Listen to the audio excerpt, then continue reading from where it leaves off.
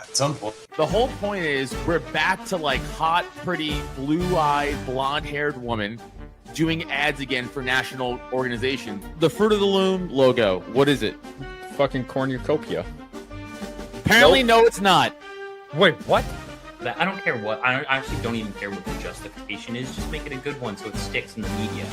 He's already not set up right at all. He has 3 spotters. It was a giant anti-war peace book. Like, that's what it was. And then he just made this, like, badass film that literally didn't go with what the book was. Nothing. Truly, like, the essence of it, and it was awesome. Boom. Welcome back to your favorite Monday night show, everybody. 5 till midnight, airing every Monday night at 8:05, 8 p.m. Eastern time. Hopefully everybody's doing well today. We have our dear friend Meta on the show today. How you doing, man? Yeah, baby. Dude, I'm doing great. It's great to be with you guys. Yeah, well, we're very, very happy to have you. I was just thinking of that intro. We were talking about it before the show. The way Sam says cornucopia. Cornucopia.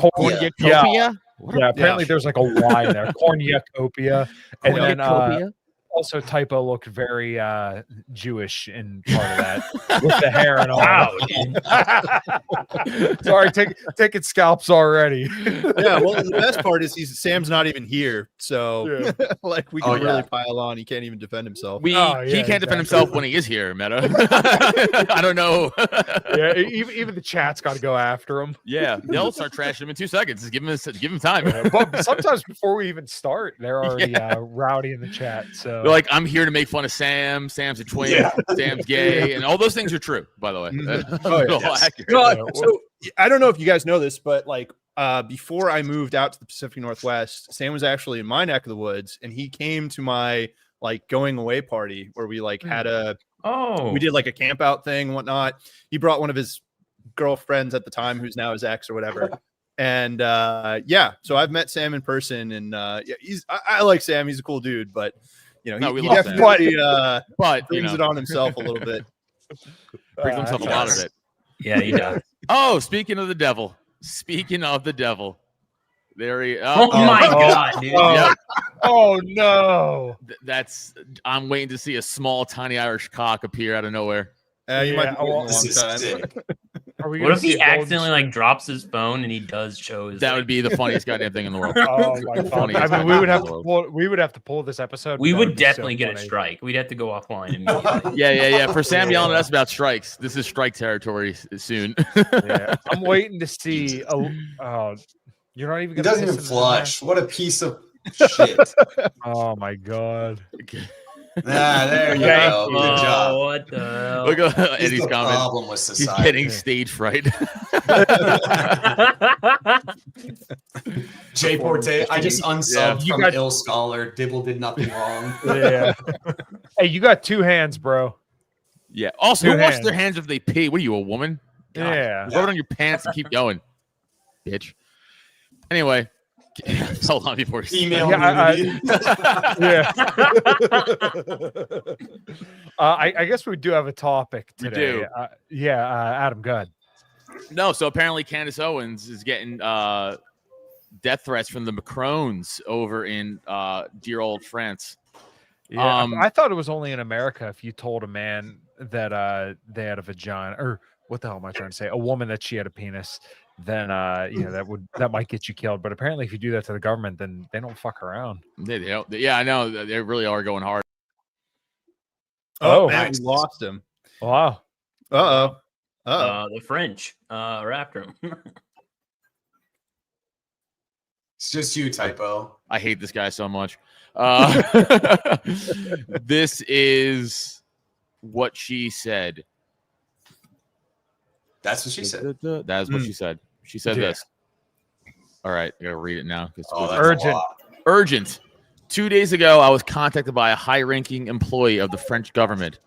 After determining this person's position and proximity to the French couple, I have deemed the information they gave me to be credible enough to share publicly in the event that something happens. In short, this person claims that the Macrons have executed upon and paid for my assassination. Yes, you read that correctly. More specifically, that the green light was given to a small team in the national Yeah, I'm gonna mute him. Okay. We're back in the wrong place. You know what? I don't care. Has given to a small team of the National Gendarmes Intervention, the GIGN. If anybody ever played Counter-Strike, it's the GIGN. I am told there is one Israeli that is on the assassination squad, and the plans were formalized. Again, this person provided concrete proof that they are well placed within the French government apparatus. Further to this point, this person claims that Charlie Kirk's assassin trained with the French Legion 13th Brigade with multi-state involvement. Journalist Xavier Poussard's life is also at risk. This is deadly serious. The head of state, fucking Sam. I joined. Yeah, come on, man. Like the head of state of France apparently wants and I showed them a video of the toilet. I didn't kick him on video. That would be crazy. Yes. There you go. The head of state of France apparently wants us both dead and has authorized professional units to carry this out. I ask that every person retweet and share this. I do not know who in the American government can be trusted since the source claims our leaders are aware, but I have more specific information which is definitely verifiable should they care to reach out to me. To the brave official in France who did this because they were so moved by the evil of Charlie's public execution to risk their own life. May God bless you truly. Let all be revealed. Yeah. Okay. So I am very skeptical of most shit that Candace says. I've talked about it before. She's publicly lied about not knowing Andrew Tate. And it's not that I'm making like a claim about Andrew Tate. It's not that. It's just when you publicly lie about stuff that you can easily be proven to be a liar about, I automatically kind of put an asterisk by a lot of the things you say. And when you keep saying anonymous sources tell me this, anonymous sources tell me that, and then just like nothing comes of it, I'm holding my breath. Now, am I saying this is impossible? Absolutely not. Because could it be true? 100% it could be true. But Candace also kind of does have an audience that loves this true crime kind of gossip. So this really plays well for her. But when you exactly. She's emotional. When you accuse a leader of a foreign government of having a dick when they may or may not have a dick, then apparently that's enough to piss some people off. So that's my 2 cents on it. Who the fuck knows? What makes me feel like this might be real because they must be so mad to be like, don't let them know I have a dick. So whatever you gotta do, take this bitch out. That's the crazy part. Go ahead. What if it was just like they find out in Discovery that like Bridget has the largest crank you've ever seen in your life, and like they're embarrassed about it, like Emmanuel is just getting fucking dick down like doggy style or something from Bridget. Like there's a fucking like what's the matter? A girl can't crank hog anymore. So I'm sorry, Luke. Go ahead. I was just gonna say it's just crazy. Like it's hard to believe her. I think you said it best on Twitter. You were like extravagant claims extraordinary claims require extraordinary evidence. And I think that's the problem that I have with Candace is that she's made extraordinary claim after extraordinary claim after extraordinary claim, and the evidence just hasn't been there. It's like you can say people can say whatever the fuck they want. Like exactly, we come on here every week and say whatever the fuck we want, but we also don't say that it's like all factual. We're here just busting each other's balls and talking shit. And I think that's kind of where I have the problem. And the people that take it so seriously, it's like, see that she said something, go do your own research about it, I guess, if you want to, if you are trying to act as if she's a credible journalist, but do your own research on it and then go from there, I guess. But at the same time, like, can we not act like this is fact every time she tweets? Because it's crazy. Yeah.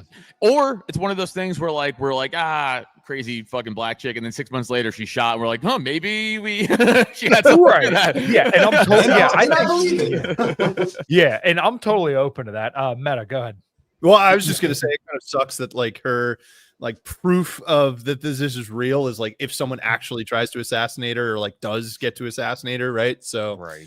Yeah. But no. I agree. It seems very like, Chicken Little, the sky is falling kind of stuff. And I don't know, the other thing too is like I try not to get too caught up in the conversations that are very like conspiratorial online, like there's so much, going on.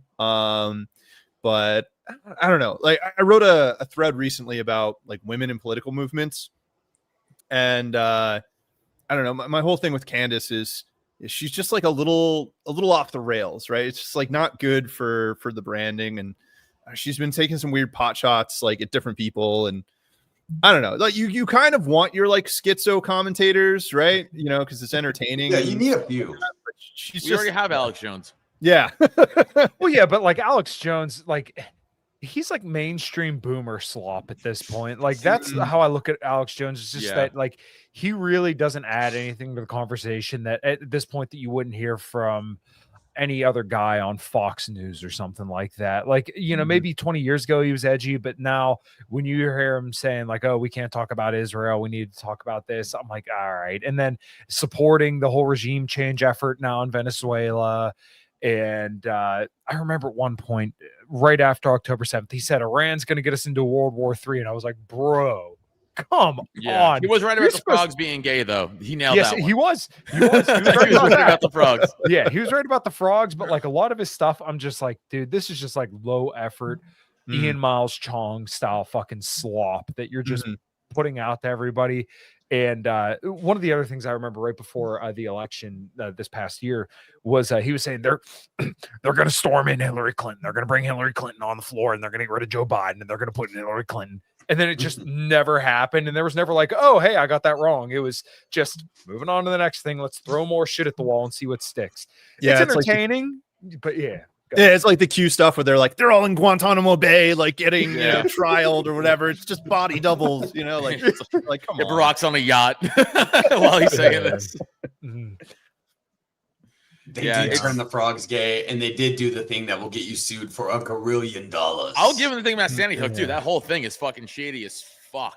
Yeah. Dude, you're fucked. You're fucked. I said shady. All I said was shady. Oh man, they're gonna sue you guys now. You're gonna take away your studio and the spot that he might do the podcast it's from. Him. It's him, bro. I'm not a part of it. I will dime your ass out, Adam. Dude, if you lived long enough, bro. Like you lived long enough. I'll be 39 on Friday. Wish me happy birthday, everybody. Oh, jeez. But yeah, if you want to get 5 years conspiratorial, left, you got to talk about Building 7. Like that shit. That's like that's also one. To me, that's like the weakest point of attack. You know, that's the chink in the armor. Didn't Tucker just chink in the armor? Eh? No, I'm just kidding. Didn't Tucker just do a thing on exposing 9/11? Isn't it coming out soon or something like that? I think so. Yeah, I know he put out one episode publicly. The guy who's my go-to guy for 9/11 stuff is always Adam Fitzgerald and Sean Russell. Those are the two guys, and Nelson Martins. Those would be the three guys. If you have any questions about 9/11, they fucking look into that shit like literally daily. So that's crazy. I don't know to the extent of what Tucker Carlson said. I know they're a little bit. They don't like Tucker, but I don't know. I think Adam watched his 9/11 stuff. I haven't listened to his like review on it, but out of anybody, like I said, Adam Fitzgerald would be the guy. It came out a few months back, Luke. Okay, well, after like years, he in the video he touches on the Israeli students. Like that's the big thing. And urban moving systems. Yeah. It's just like, okay, well, like now that like you're like 4 years behind the internet on this one, bro. Like, you know, now it's safe to incorporate that, I guess. The dancing Israeli thing. Love to dance. I remember watching the video. I saw the fucking video with my own eyes, and now they'd be like, "That's fake. It doesn't exist." I'm like, "Bitch, I saw it." Like, what are you talking about? How are you gonna tell me it wasn't real? Yeah, you can still find it too. It's still out there. Yeah. It's very hard. It's totally Israel. It's totally Israel. You know, it's real. It's real. It's very real. I remember it's real. It's real. Israel. Wasn't it Trump in the debates who said there was thousands of Palestinians dancing in the streets during 9/11, and someone like tried to correct him, and he said, "Listen, I was there. There was a lot." It was something like that. Like I didn't see any because honestly, they were all so scared that they were gonna get the shit kicked out of them. Like all of them fucking hid. It was I saw the fucking video. Don't fucking gaslight me, internet. Yeah, I mean, we did like a whole episode on what the Mandela effect or whatever it was. Where we were just kind of like going through different stuff. We're like, oh yeah, no, this was definitely like this, and then we're like, oh, when you look on the internet, it's like, oh, it's definitely not. That's actually like the intro with Sam doing the cornucopia. Yeah, right. It was that cornucopia. Yeah. I just saw one. I gotta remember what it was. I just saw a video of one, and it fucking fucked me all up, and I was like, God damn it, dude! Whatever CERN is doing has got to stop. Yeah, I swear, I remember Chick-fil-A having a C, not a CK on it. But yeah, okay, so it's not just me. Yeah, no, you guys were on the same timeline before. Before we merged in 2012. Yeah. The Kit Kat had a dash in the middle. Now it doesn't. Yeah. I remember that you're one. totally right. I know. It's turning into it all over again. I know. The Pikachu had a black tip on his tail, and they said no. Yes, but he did. He totally. It was Onyx. Oh, he definitely How do you spell has a black Onyx. Right. ONYX. Now it's ONIX. Nope, it's ONIX. Right. I've never seen Onyx spelled ONIX. No. You're full of shit. No, this is every time I do this, Kyle just has to like a mental breakdown.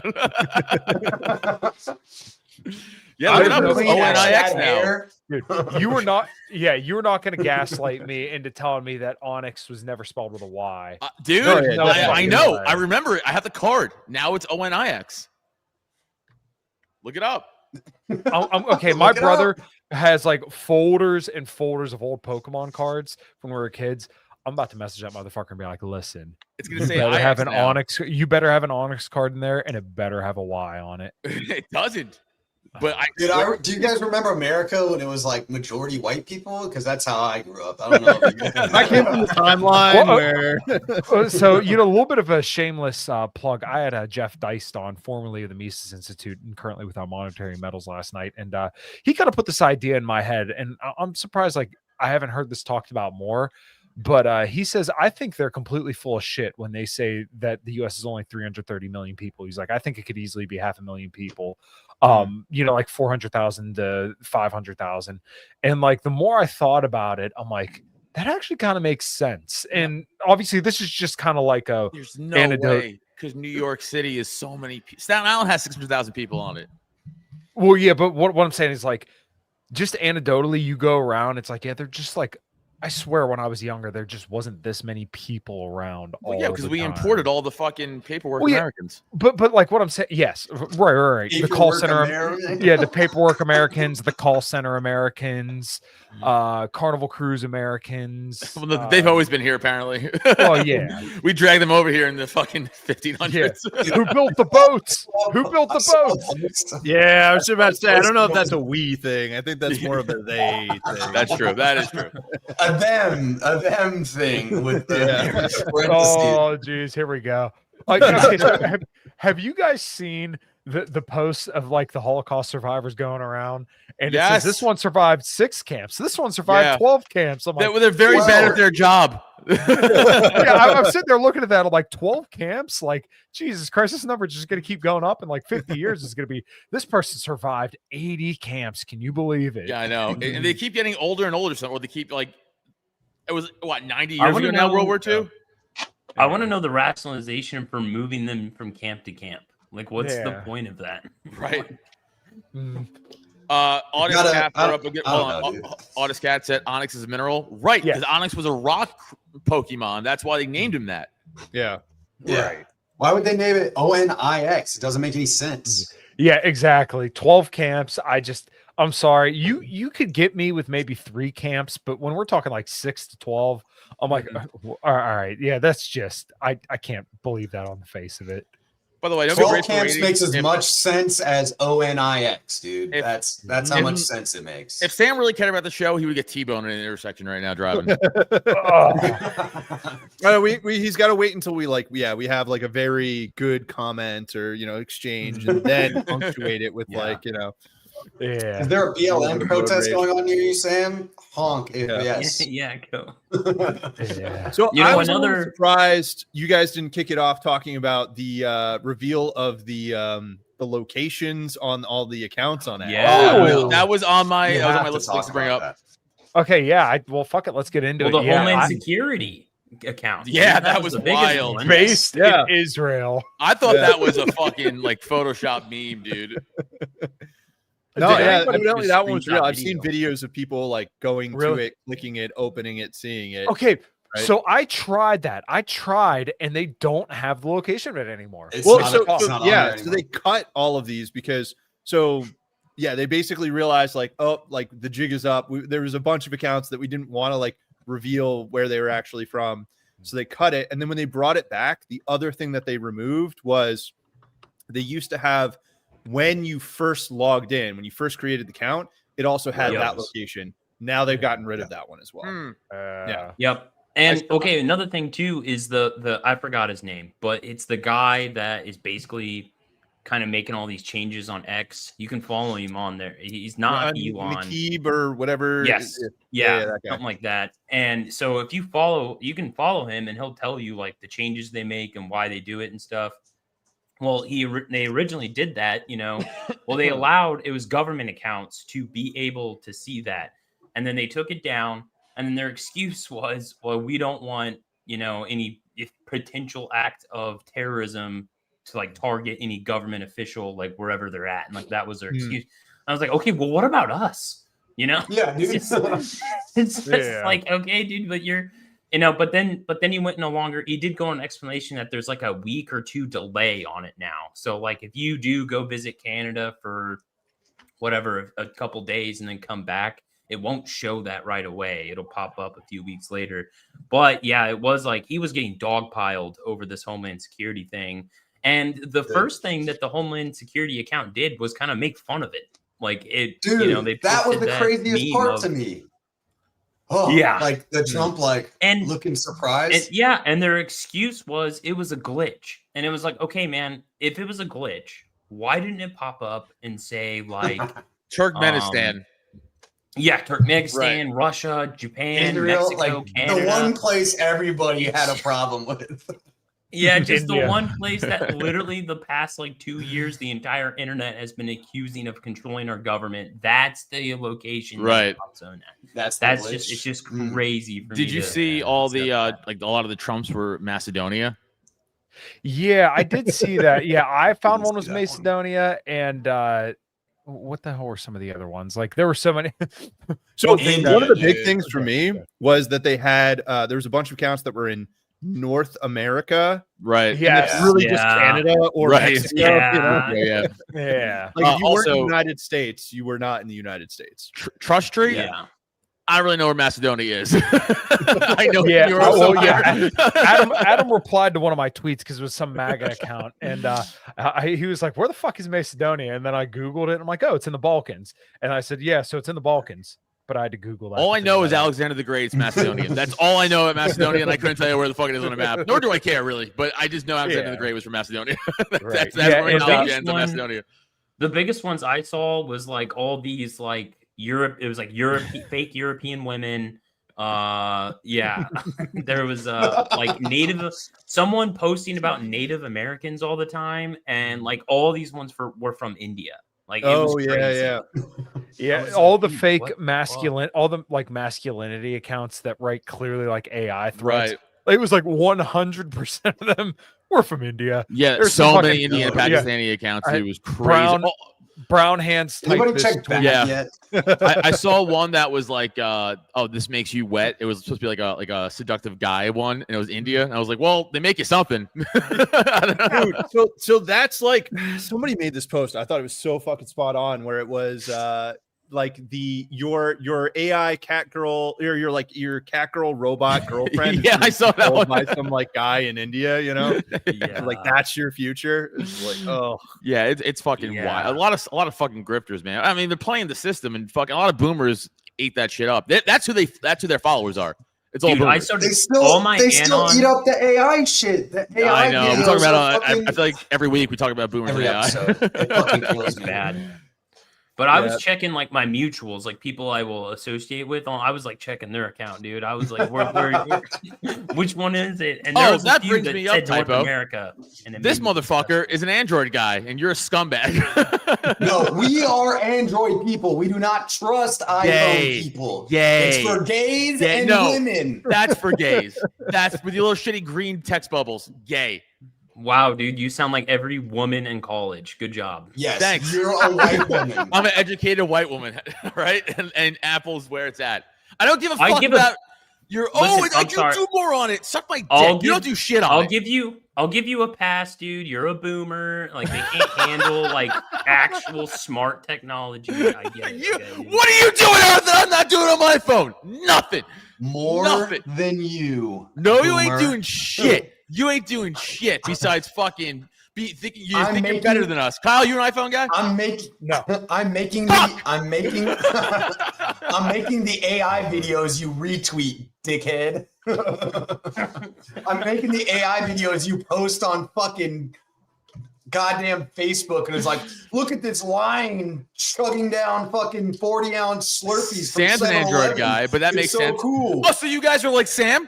Good to know. You guys are a bunch of fucking gay twinks like Sam. Congratulations. No, that's cool. It's just an age thing, dude. Like, listen. Meta, are you? We're the same age. Are you iPhone? No, I'm Android. God damn it! One of us. Although one of the literally one of the smartest guys I know, he's a big Apple guy. Yeah, that's right, me all the time, right? But he's like autistic and weird. So I think. What's your work phone, Luke? Out. But my work phone is my personal phone, so still Android. Hey, in the chat, sound off if you're an Apple guy. I can't. This is fucking 5 against 1. Sound off if you're fucking gay. Yeah. So, all right. I don't know if you guys can bring up like my shared screen here, but like the so the other day I went private because I was getting look at all of these. It's all like I get that too. Graceful, confident lady, visionary sorceress, dynamic lady. Dude, I was. Oh, are they messaging you? No. Like they were liking and retweeting my shit. And one of the ways that they'll get you, is they'll basically, they'll just hit you with all these bot spam. And so the idea is that then they can accuse you of botting. And so I had I don't know, 3 or 4 posts that just had all of these bot accounts. And I spent an entire day going through, but you can only block 30 or something like that. And then you have to take a 5 to 10 minute break before you can block anything again.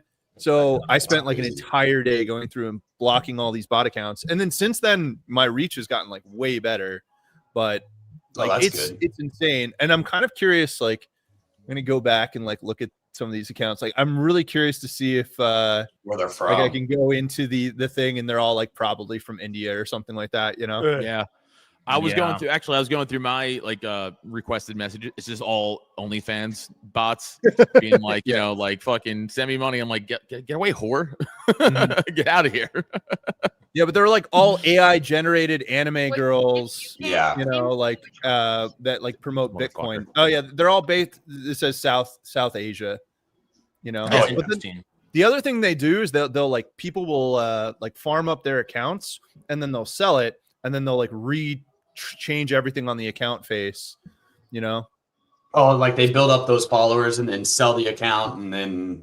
And then the account rebrand or something completely different. Yeah. And you just don't notice, because you're not keeping track of all the accounts that you follow or whatever. That's why I think it's cool that they put how many accounts you've had before, or how many account names you've had before. I think I had the same one the entire time. I saw one that had 12 different name changes. And I was like, geez, dude, this is probably it probably was a completely different account, selling a completely different slop before, and they just change whenever they need to.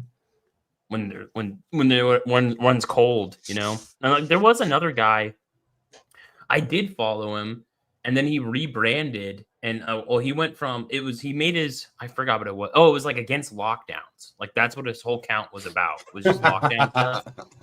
And then he rebranded. It was just his name, and his engagement's low as fuck. And I'm like, yeah, dude, I don't think people wanted to see you. They just wanted to see right. Stuff. Yeah. Oh, dude, I totally thought you were about to go make a joke about Clint. I thought you were making a joke about Clint, dude. Oh no, it wasn't. You were making a joke about Clint.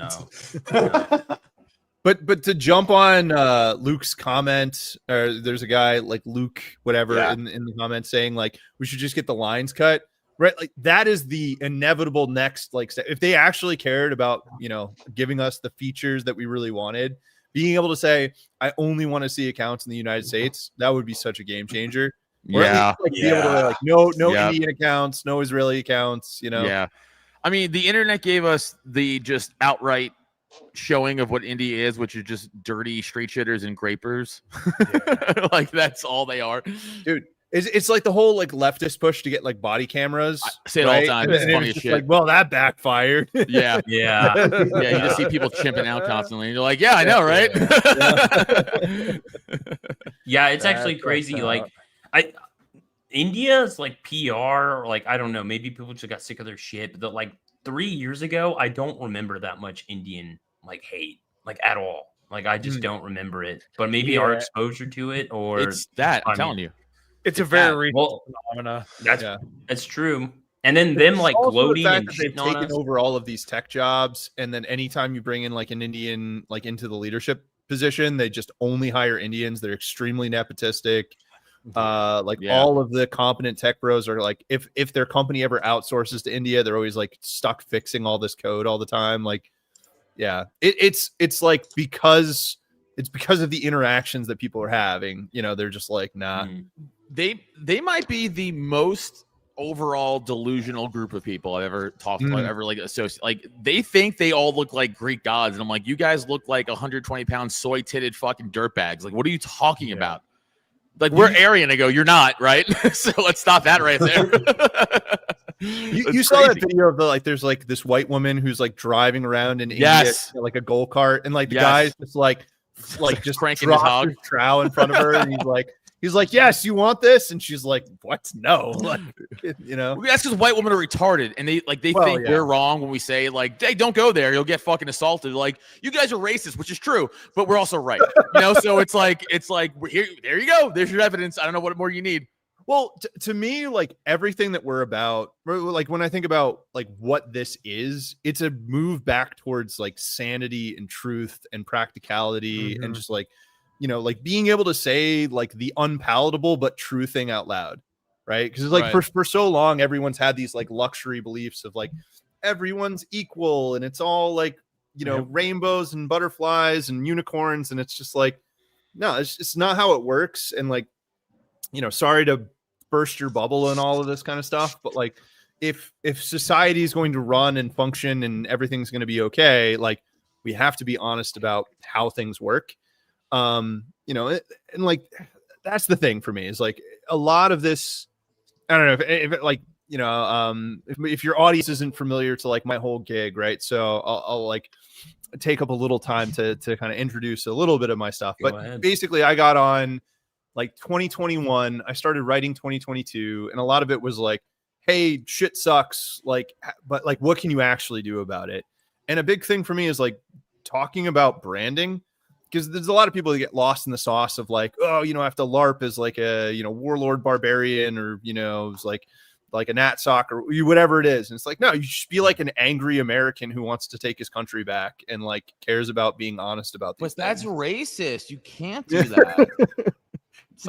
And so like, I don't know, like I like your guys' show because it's just like, you're just honest about shit. I was on Kyle's show a while back, and like he fucking does all of the local charity stuff, and like I don't know, like to me I think this whole movement is just guys trying to like get back to a sense of sanity. So 100%. I definitely got a little disillusioned, I would say, about a month or two ago. It definitely after like the whole assassination of Charlie Kirk, and it wasn't necessarily like that event particularly. It was just kind of like when you're in the online sphere, it is really hard to keep up like a certain pace or feel positive about things if you're not gaining a lot of traction, and if you don't really see the conversation at least moving in a way that feels productive for what you want. And that was kind of the moment where I kind of had to step back and just do my own thing for a brief period of time. But when you have good people around you, then I think it makes things feel a little bit better. Like I'm I'm beyond blessed with a wonderful life overall, but like the internet stuff. Yeah. How's your new kid? Fantastic. That's awesome, dude. Very good. Yeah. She's a very, very happy baby. Sometimes not, but overall, the whole parenting deal has been really, really cool. Like people kind of fill your head with expectations, but for me, it was like what people were saying, what the actual reality was. It was actually way like easier, at least for me, than what people say. What's that meme of the soccer guy who's like, sometimes shit, sometimes good? that's how raising a baby is. Pretty much. Yeah. Sometimes she just kind of screams her head off, and I'm like, all right, well, this sucks. And then I come home and she smiles and laughs and stuff. I'm like, all right, well, that's cool too. So take the good with the bad. Yeah. Kyle's one of us breeders now. Shut up. I love Milmark's tweet. Saw an old tweet today. The world has two paths forward: fire, war, and death, or telling women no from time to time. That's because dudes just want to get laid and they're afraid to tell women no. Yes, dude. That's a part of what I talked about in that thread on like women in the movement is you have this. So the hierarchy, the way it works is you have high value men who like should be controlling like high value women. And then it's low value men get controlled by high value women, and then the low value women get controlled by the low value men, right? Like so, it's this hierarchy, and like the high value. The problem is like any type of power structure. If it's solely men, it like attracts women because women are like, oh, I don't have to compete, right? That's why you have like your sports. You have your like sports girls like who get into shit and then they're like, I'm not like other girls. Like, right. I love football and drinking beer and, being one of the bros, it's because she doesn't have to compete like with other women in that domain. Right. And so similarly, you see this with like online with you got the e-girls and stuff like that. And they'll kind of like rift into the space. And like the problem is you have a lot of like the initial reaction of a lot of like the kind of the nerdy guys who get into like the counterculture is like, ooh, girls icky, like, girls should go away and all that kind of stuff. And it's like, sure, girls can really ruin shit if you have guys who aren't telling them no, right? If you aren't, if you don't have guys who are like, no, you can't promote your trans friend on the timeline. Like that's not right. like, we're not here for the fluffy feel good kind of like bullshit. There's like a line that you have to toe, and if you don't, like, then you're out. But the thing is, you have this contingent of guys who they don't care about the ideas or whatever. They're the ones who want the girls, right? So they're the guys who show up at the feminist kind of like pussy hat movement, and they've got the sign that like real men are feminists or whatever, right? They're just trying to get laid because there's like all of these girls in the thing, right? And so as you're kind of getting like a movement's getting more popular, like the women are going to want to join so they can go after like the high value men in this hierarchy, this new hierarchy, uncontested. And then as the women start to join, like you have the low value men who are like, oh, women are into this thing. Like I can signal to these women and show up and wave my feminist sign or whatever. And then, but like if it's correctly structured such that like the women are like on point, they basically become marketers, right? They're like setting the right tone and message. And then all the low value guys are like, oh, that's what I have to like follow. Right. So there's a right way to do this, which is not to try to like kick the women out, but like make sure that they like, are correctly doing the thing. Yeah. Well, gatekeeping's not a bad thing. No, it's all these low testosterone dudes that are like behind this that can't, I blame like, they can't play sports, they can't work out, they have like no muscle tone. Like, oh, I'll fuck by being like on their side by an ally, and you're like, right. Well, guess what? No chick really wants to fuck you. They want to fuck the jock.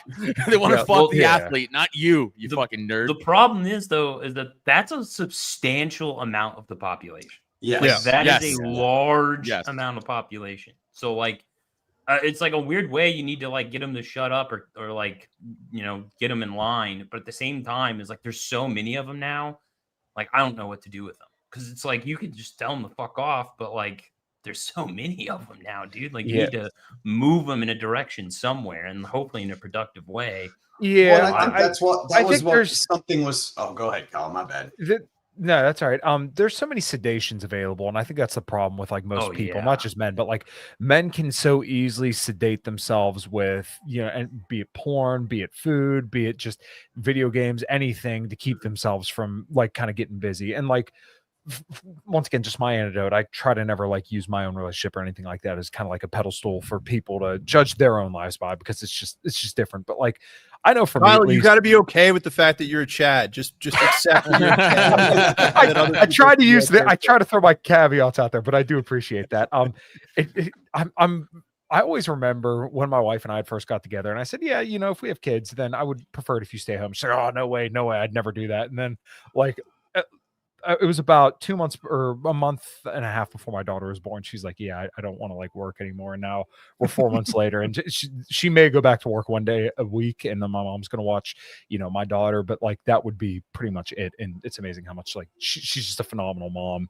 And, you know, obviously I help out and stuff around the house, but it's like when a woman is in a good relationship and in a good place, then she kind of does life the right way, and like things go well. Like I feel like my daughter's taken care of. I get Snapchats and videos of my daughter all day, and I'm like, you know what, life is good. Like things are going as they should be. But when you have a woman that wants to be like a boss babe, I think it's just because, you know, you have a guy who's kind of limp wristed and not being like, not like a heavy handed kind of thing, but she doesn't feel secure enough that she can absolutely be womanly. You know, that's why I hit my wife to keep her in check. Well, there you go. Yeah. Listen, there's a reason why I don't post pictures of my wife anymore. It's because those black eyes don't look good on camera. Black eyes don't look good on camera. There's only two ways to keep them in check, dude: money or violence. That's all. Yeah, it's fucking so true, dude. I'll tell you what. If you don't got money, violence is cheap. If I had money, there'd be a lot nicer of an amp sitting behind me. So that tells you the way that I do things. Dude, I got a guitar back in like high school, and a bunch of my friends were like really into it, and they were like, Marshall's like the best stuff. So I don't know. But like the third thing, right? So there's money, violence, but there's actually a third thing. And the third thing is like community, it's family, right? And this is my whole thing, right? Yeah, social status. Yeah. Well, it's so all right. So think about it this way. If you have a girl, right, like who you're seeing, and like if you were in a small town community, everyone kind of knew the way that the guys should act towards her, like very platonic, very respectful. Mm-hmm. They should like gas you up a little bit, right? Anytime they're talking to her, right? And that helps like reinforce and solidify like her position as like she's your girl, right? And like the other guys aren't going to do that. Now in the modern world, like she walks out and like guys might hit on her or whatever. And that kind of sends the wrong signals. It kind of fucks up their brain of like, oh, like, because if you were in a small town community, that would be a sign of disrespect, right? If guys are hitting on your girl, it's kind of like, well, they think that they're like better or whatever. And so like they think they're better than you. And that shouldn't be easily taken. Yeah. And we have this like lizard brain mentality that we're like working off of that doesn't kind of fit in these broader worlds where people don't really know each other. So I think that I wrote an article on this recently about like so many of our problems aren't like individual problems. They are like the fact that group social structure is broken down, and like we need to rebuild that if we're going to like have like happy, healthy families. Like Kyle's talking about like his more broad families, like part of his life like that. That's pretty rare these days. Mm-hmm. Yeah, and like I said, I consider myself very, very lucky and to be kind of an exception. And I just don't use my personal relationship as a springboard for anybody else to kind of define themselves by, because like my mom and dad split up when I was very young, but they're very much so present in their granddaughter's life, and I'm very grateful for them, and they're very present in my life now. And I think if people are in like a good community and have good families, I think when you have a kid, I think a lot of people would be surprised how much their families come together, and like nothing's perfect, but you would just be absolutely amazed. At least I know I was, to see how much everybody is just willing to help to make sure everything is okay. And even from a guy whose dad used to say all the time, I would never have kids, never get married, to kind of see him change into just a completely different person over time, and like in the best way possible. And same deal with my mom. And I don't want to get too personal about this stuff, but like just to see a whole different side of them, that is something so great that I've never seen in my entire life. It's really, really cool. So I try not to like ever shove this stuff down people's throats, but like it's very, very worthwhile. Like all the podcasts I've done with like the biggest, I had Jeff Dyke podcast. Yeah. Well, yeah, I mean, it really is. But like, talking to people that have been on Joe Rogan, or, my band opening for Steel Panther, or Lita Ford, or you name it, like I don't know, coming home to see my daughter smile and laugh is cooler than all of that. So, I'm sure. Yeah, and I think like women can kind of definitely fall in line, like you're saying, in like families too, right? Like this is one of the big things is like the boomers, like they need, you're not going to argue with them to caring about like investing in their kids. Nothing's going to be as compelling as like them having grandchildren and then like holding them and being like, oh, like this is what that's about. Oh fuck. Yeah. But it does kind of suck because it's like this chicken and egg thing of like, you need the more like stable the social structure that you have, right? The more likely people are to have kids, but social structure is just like so broken up. It's like really hard to like get to the point where you can have the kid. And like, but once you do, like you're breaking like this escape velocity of like, oh, you can get people to care and like consolidate around that.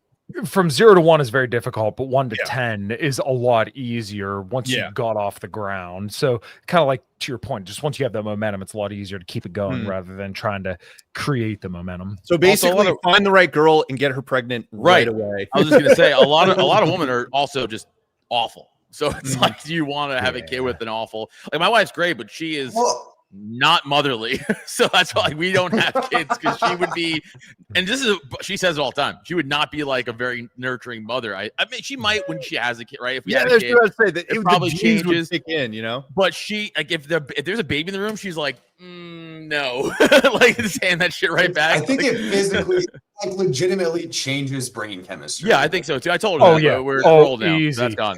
Yeah, like my wife was the same way. When we first got together, I was like, hey, or when we first started dating, I was like, hey, like, I want to have kids. I decided like I want to have kids eventually.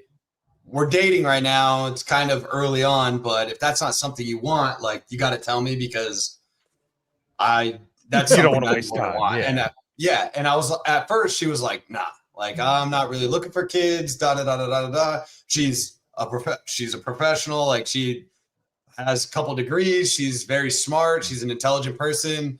Fucked over in relationships and stuff like that. So I was like, all right, I get it. Like, we were kind of cooled off, and then we still seeing each other. And like, as it progressed, we went through different conversations, and it was like, all right, I'll have a kid. And like, I don't have any yet, but I just got married in November for Meta. Congratulations, man. That didn't know. Thank you. Big. And month, so, huh? yeah, it was great. It was great. Typo was there. It was a good old time. Typo was my best man. And it was awesome. We had a great time. It went too fast. The wedding goes way too fast. You don't realize how fast it goes, but it goes fast. And so, but like throughout our entire, relationship, it kind of, as we got closer and as like she felt more secure in the relationship, and that's kind of what it comes down to. Yeah. Some things start changing where it's like, all right, maybe it was like reluctance about having a kid. I want to make you happy, so we'll have a kid. And I was like, well, I don't want it to be that. That's still not where I want it to be. And then it was like, all right, well, I do want to have a kid, but we're doing daycare and this, that, or the other. And I was like, okay, like, we'll figure that out when we come to it.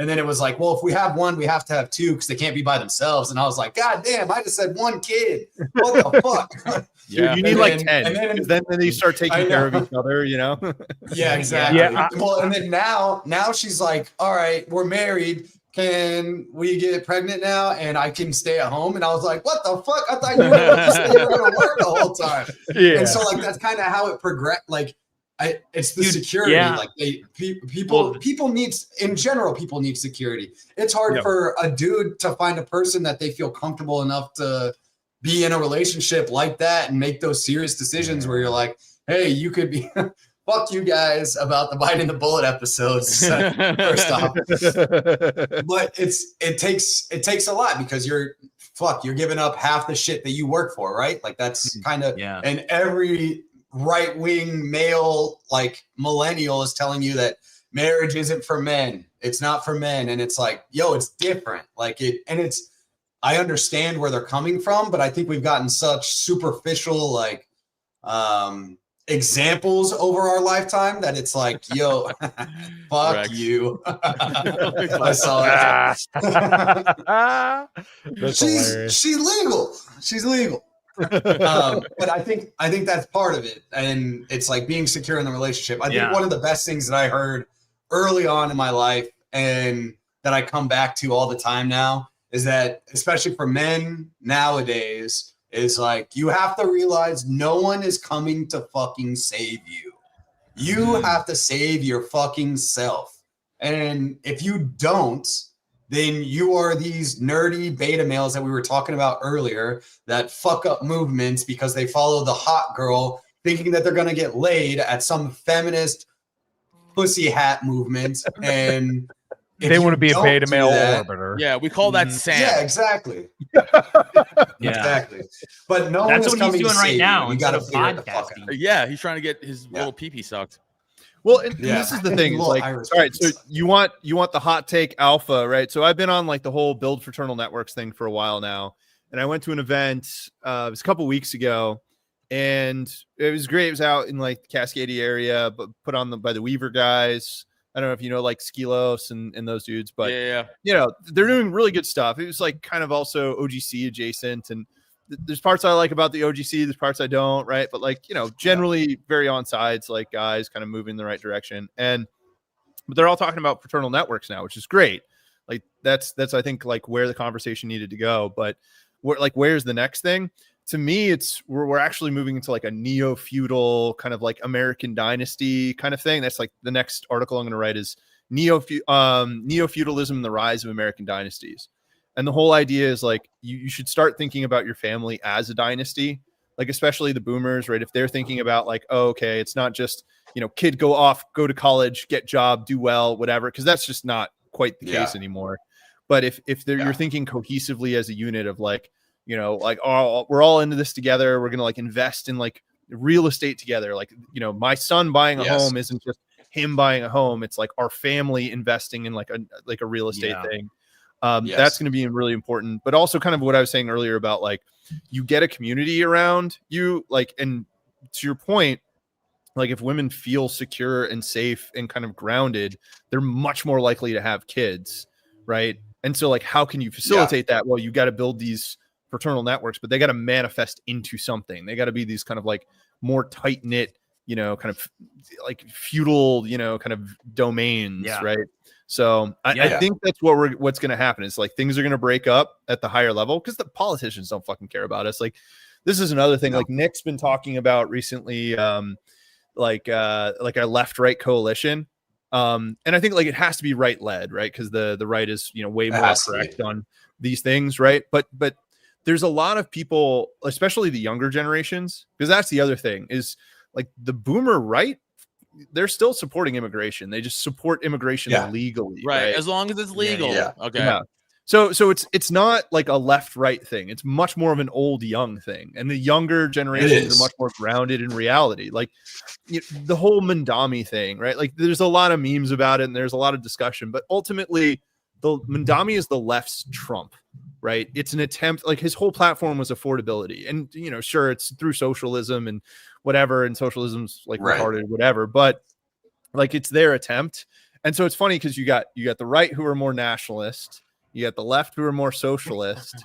You know, maybe there's some sort of combination of those two that like might work out, you know? And so I think it is going to be kind of like the top's going to break apart. Like maybe people stop paying their, like, you know, their federal taxes or, you know, something like, you know, it's going to manifest in some way, but it's what recreates, you know, what forms. It's going to be this splintering into these kind of smaller groups where the leadership actually does care about the people that they're leading, because that's the whole thing with feudal systems. You have your fiefdom, right? As like a feudal lord, right? The power that you have is directly derived from the people who you're leading. So you actually care about those people being successful. Right now you have this kind of like interchangeable parts globalist mentality that we, you know, that's not working out. Right. So I think that's where it's going. And I think that the fraternal networks that we're building now are the precursors to these neo-feudal systems. And so the earlier that you get into these, like the earlier you're kind of solidifying your space, you know, and like getting to your troops together or however you want to see it. Right. Yeah.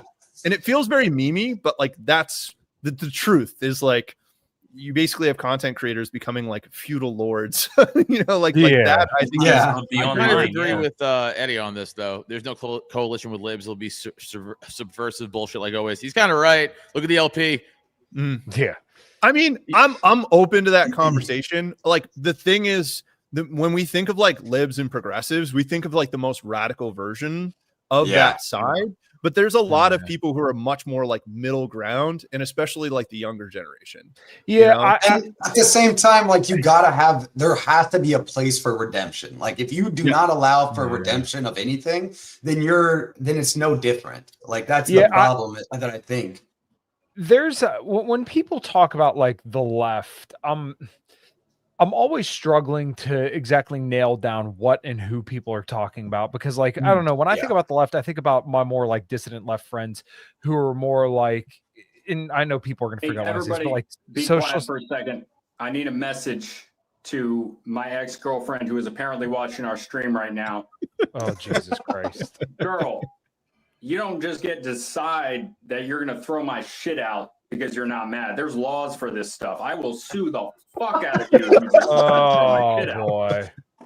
Oh, nice P. I'm going to block you now. Look, I didn't text you back for 2 days. Okay, that doesn't mean you get to just defy laws. You should look up. This is what happens when you're a simp. This is the downfall. You're looking at it right now in his fucking pink shirt. Somebody some shit right now. Listen, you don't get to just decide that you're going to air your grievances on air. $600 you owe me, okay? You owe me $600. I'm not paying for your goddamn locksmith.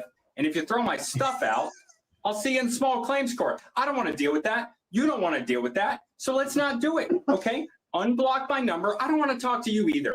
You suck as a person, but I need to talk to you. But when you pay me the money you owe me, then we can have one single conversation, and then I never have to deal with you again.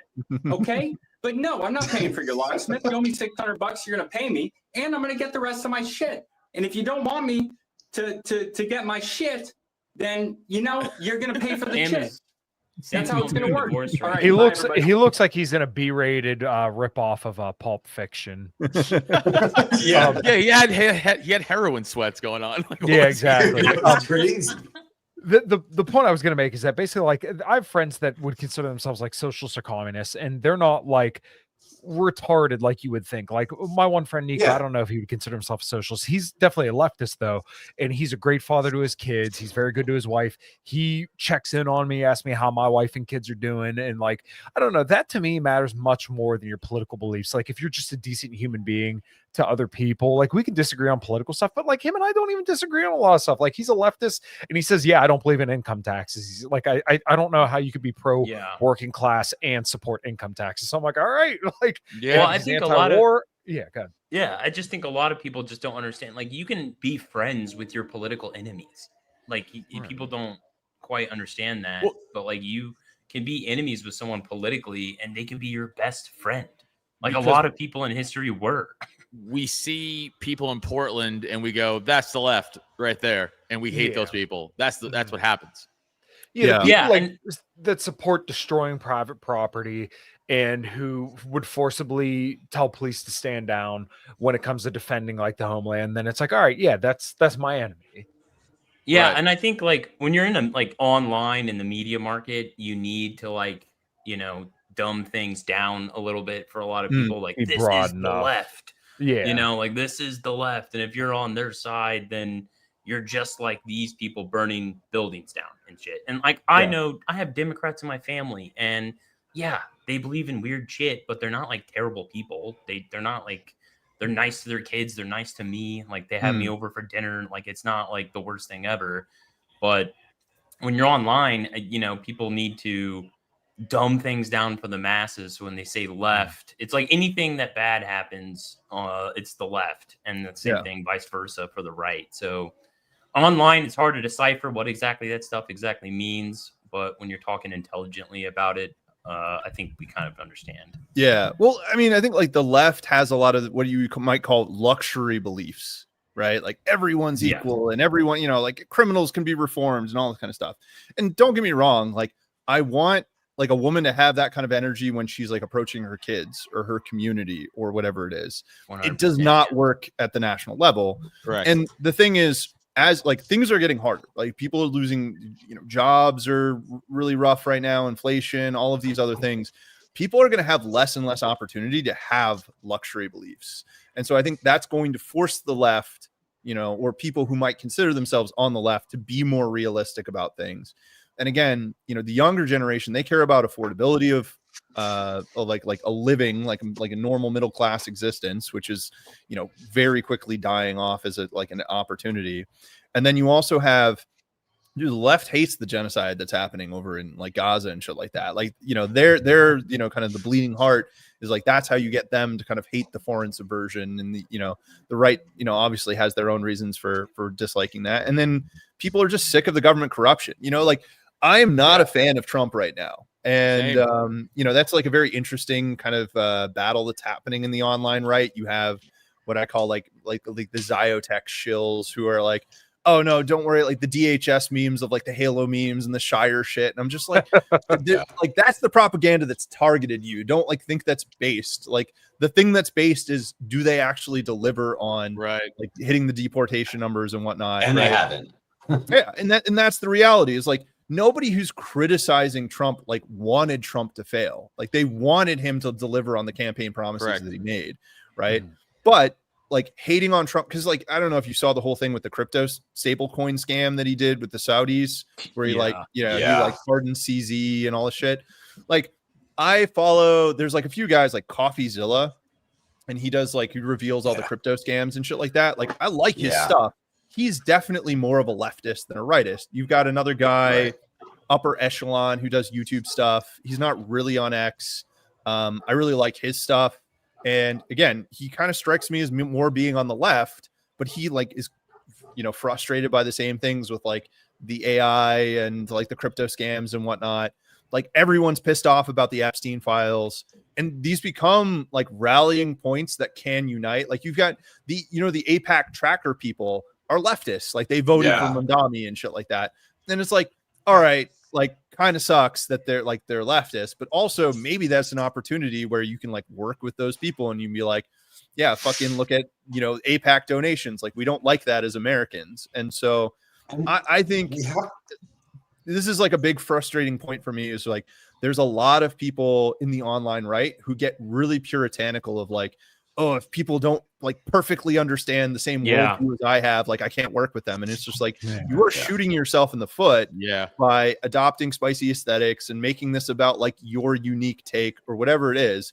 Like it's much more practical, much more realistic for you to be like, no, we care about raising families, communities, kids, having like a viable like economic future, like America for Americans kind of stuff. Like these are very palatable things, and they're only going to become more so as things get worse. And we have to uphold truth. Like, even if somebody doesn't lie on the political axis point that I lie on, like, if they're right, they're fucking right. And you got to, like, we have to uphold truth above, these generic bullshit lines that we've drawn. And it's like, the truth is what truly matters, because the truth is kind of what we can actually see and make our decisions based off of. And if we don't do that just because somebody lies on the opposite side of this line, then we're not really doing ourselves the favor. Yeah. And I think that those leftists or liberals or whoever that have a decent audience, like massive audience, those people are the ones you want to court in a way, and maybe make some concessions with. Now those concessions need to be like nothing crazy, nothing like outside the box, but you don't want them to necessarily convert. Conversions actually cause their audience to like split off or change. But if they are leftists and you can come to the table with them and agree with them and at least make the case, of course there's going to be some ideological purists, and like every audience has that. Everyone, but at the same time, if you could court them and be like, hey, look, we might not like this right-wing guy's immigration take or whatever. He might have said a racist thing or two or whatever, but he's willing to negotiate with us on, I don't know, the Israel thing or the, maybe some sort of socialized something, but maybe at the state level or something like that. Like who fucking cares? Like it could be something that's worth negotiating with these people if we can actually get substantial like political wins out of it. And we I'm sure the other 4 guys here or the 3 guys here know, but we came from the libertarian side of things. And Dave Smith attempted this with like Jimmy Dore and someone else, trying to get them over to the Libertarian Party. And even he was open to negotiations. And then so when Nick said that, Nick kind of said the same thing. I saw that video where he said that. I like to take a little credit for that because I've been on this for like 2 months, and I don't know if you know. Oh, really? Nick follows my stuff. He gave me a shout out a couple of days of the podcast. So, but that's cool.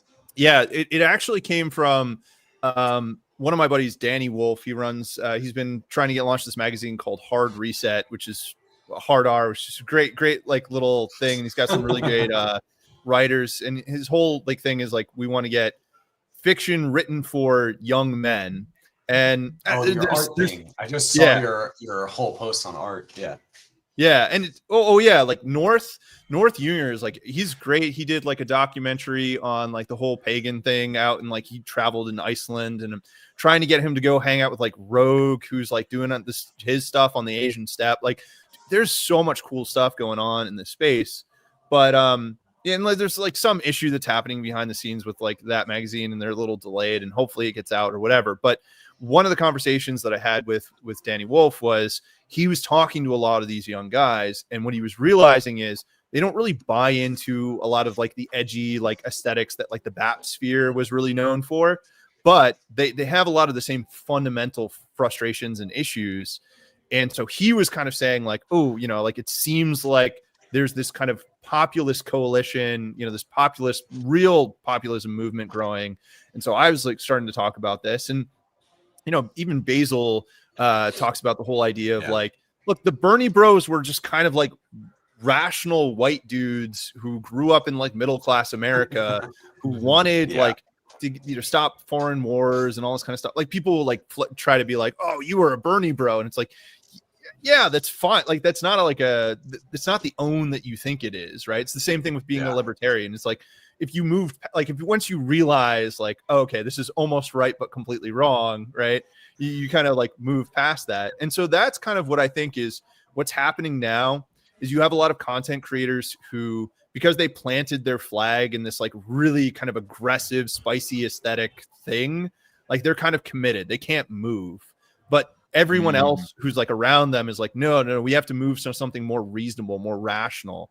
And so the people who are like have always kind of planted their flag on like these transcendent things of like truth and practicality and viability and like community and having kids and all this kind of stuff. It's very easy to kind of like build this next coalition. So to me, like that is like the early adopter thing, right? The early adopter thing is being like, we don't have to care. And especially the younger generation, right? Like this is, I think, a thing that kind of gets missed on a lot of us like millennial content creators is like, we don't even like when people like as a Zoomer, they're like, yeah, I'm like 27, 28, like I have a job. I'm like, the fuck, you were like, in diapers the last time I checked in on like the Zoomer. Like it just doesn't compute that they're like actual human adults now.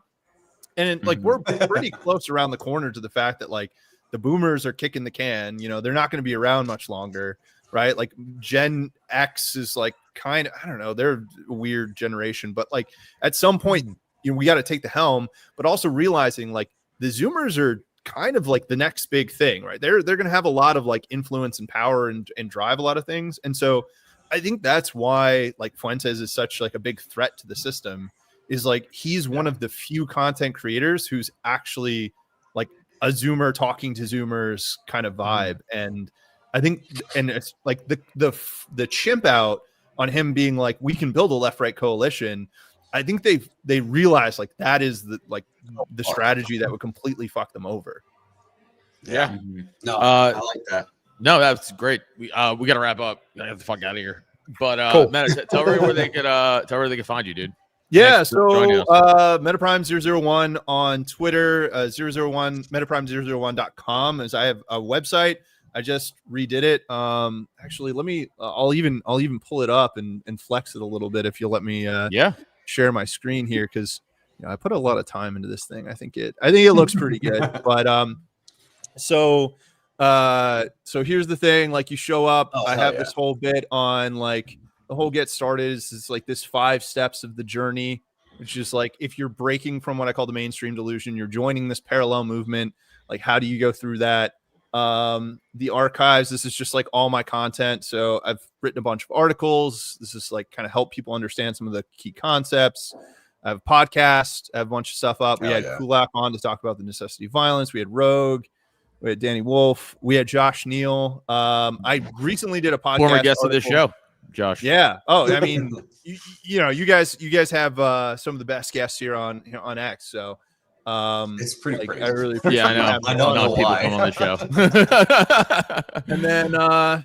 And then I've recently formally started the Meta Network, which is our online fraternal network. We've got a lot of like business guys. We've got the whole idea is to create a network of like really high value men who are kind of working on projects. And then we've got a bunch of events coming up this coming year. We're going to do exclusive retreats. We're going to do some martial training stuff. We're going to do some writing workshops, but it's really just an excuse to get like a bunch of people together to network, build these relationships, start kind of building again these precursors to feudal systems. So definitely always like it when people reach out. I have like a lot of calls. I do a lot of networking. So nice. I hook you guys up, the Antelope Hill guys. Yeah, please. And then I'm going to be jumping on a podcast right after this at like 10 p.m. Eastern with Josh O'Neill, Agnosis, and Basil. So it's going to be great. Oh, hell yeah. We're getting a band back together. So this is great. I'm just warming up, I'm on my third beer. We're going to have a good time. So nice. But I really appreciate you guys having me on. Like this is always a great show. I think you've got like the right, like, I think like one of the things that's missing in this space is like good male role models, So Kyle having the kid and Luke on the way, like maybe like just those two. Yeah. But you also have like like what not to do with Sam and yeah. Sam's a great role model. We have the phases, dude. We got the phases. Yeah. It's So hilarious. thanks for having me on, guys. I really for sure. Thanks for coming on, dude. Yeah, of course. Love You it. could find me, Kamatovic, on Twitter. A Common Crown. We are sending out a song to be finished up this weekend. I cannot wait. Fuck yeah. So all the new stuff sounds absolutely incredible, and the new single should be out before the end of the year. I promised everybody I would have music out before the end of the year, so make sure you look up A Common Crown because it's going to be coming definitely before the end of the year. I know we're sending it out this Sunday, so really looking forward to releasing that. Talked to Jeff Dice last night on the show, so feel free to check that out. It was a really, really cool show. And then I have Red Hawk coming on Wednesday, and the In Liberty and Health podcast. And that's Great Megalodon on Substack, of course, if you want to read the Patreon, Kyle. Yeah. Oh yeah. Patreon stuff. Patreon Doomsdayers. Thank you so much, everybody, for paying for the Patreon. And of course, we're going to be doing an episode this Wednesday night as well for our Thanksgiving episode, which is going to be really, really cool. So Patreon supporters, make sure you tune into that. Jake S. Stash, Daniel M. T-Rex, Annie R. Kist, Eddie Grimm, Jay Forte, Jacob, Corey Greenleaf, Cole Dobner, Ray, Eric F, Jacob Smith, Silly Cat, Chuck D Wagon, and BBBGGG. Thank you guys so much. Email us for Q&A as well, because we are going to start doing Q&A episodes. So feel free to email us questions and all that stuff. Haven't seen any new Patreons recently, so if you're in the chat right now, make sure you go sign up for the Patreon and spend the Thanksgiving Eve with your boys here at 5 till midnight. We'll just be kind of shooting the shit and expressing what we're grateful for. So I've been long-winded enough, so somebody else take it from here. What's your Patreon? Like, how do I find it? It's patreon.com/5 till midnight. Sweet. Yep. Follow me at Nutter on X and Instagram, and follow the 5 till midnight Instagram. We have like 1.8 million views in the last month because of memes. So go check that out. And please, Rumble and Spotify, Apple, and YouTube, subscribe to all those. Leave a fucking review on Apple and Spotify. It helps us out a lot. And like this episode too. Go hit like. Yeah. At Keep It Real Luke on Twitter. There you go. I'm good. 5 till midnight with 1 L on the Patreon. Yep. 1 L. Yes, 1 L. Yeah. Keep not Keep It Real. At the Real Typo. Keep It Real Typo on Instagram and on X. That's all I got. Boom. Thanks, Meta. Thanks for coming on. Kyle, play us out.